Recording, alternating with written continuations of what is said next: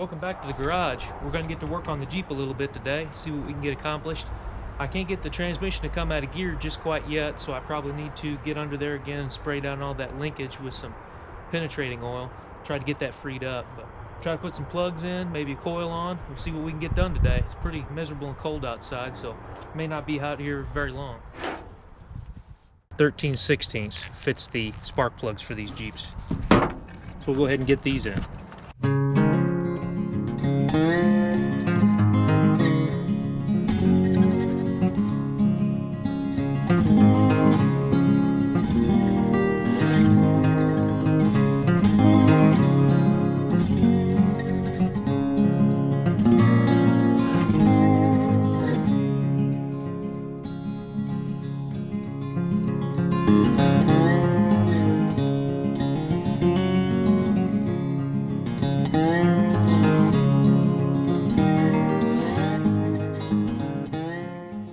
Next step will be replacing this coil. Now, as you can see with an older project like this, you got old wires down here that are either eaten up by mice or just have been laying up against something hot. The coating's melted off of it. I'll probably make a new one for this, coming from the coil to the distributor, just for the fact that it's been spliced there before. But I don't want to mess with the wiring too much on this, just in case something is wrong with the engine. As long as it starts up and runs, I'll go back through later on and fix this wiring mess. But take a look at these old spark plug wires. They're just completely ate up. So we'll get these out of the way and we'll get to working on that coil, replacing that.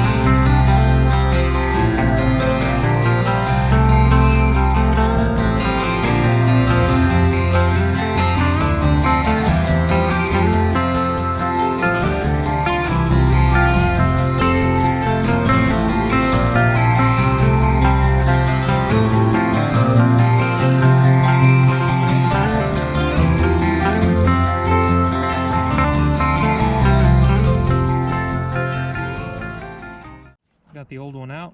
Let's get to the new one.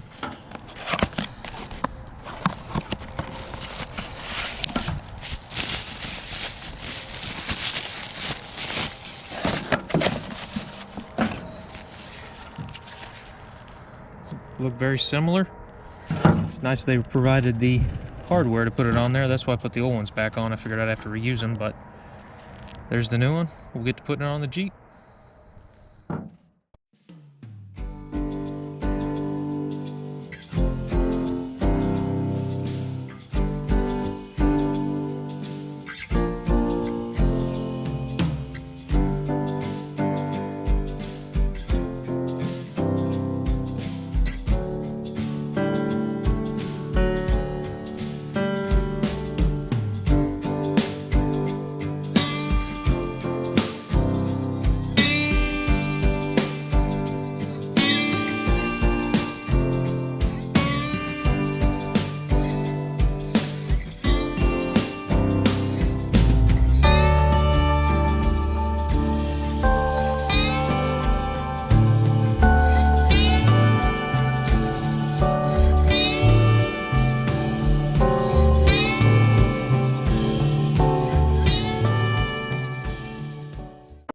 Fast forward to the next day, I was thinking last night, I knew that I had a radiator sitting around here somewhere that would fit in this little Jeep. So I'm going to measure the dimensions, we're going to check on that.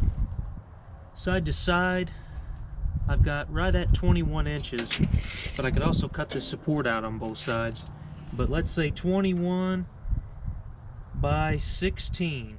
Let's go over to the donor. Now, if you've seen my video on the auction finds where I bought that little forklift, I also bought this little truck. Now, the truck doesn't run. The engine was knocking in it, so they took the intake manifold off and was using parts off of it. But I think the radiator in this truck will fit. So let's pop the hood and check that out. Now, in case you're wondering, the lime green paint does actually add 25 horsepower. But let's measure this radiator. From side to side, I've got 24. And from the top to the bottom, I have a little over 16. So this radiator, if I cut on the supports on that Jeep, which are kind of banged up to begin with, I can make this radiator fit right in there. Alright, sprayed the top of the transmission down, and as you can see, push the clutch in, and this thing comes out of gear. Couldn't be more happy about that. I'm glad I didn't have to force this too much, because there's probably something in there that a guy could break. So next step will be seeing if we can get this engine to spin over now that the clutch is unstuck. As you can see, when I put the persuader on this crankshaft, it will turn over. So this engine is not locked up. It will turn over, so I believe this little thing will start up and run.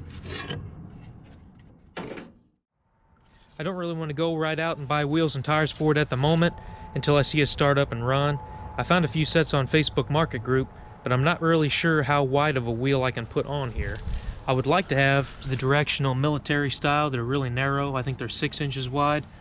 And most of the sets that I can find that are in that Jeep/Ford pickup bolt pattern are 10. And I'm not sure in the front if I put them on there if they'll rub the leaf springs or not when I turn.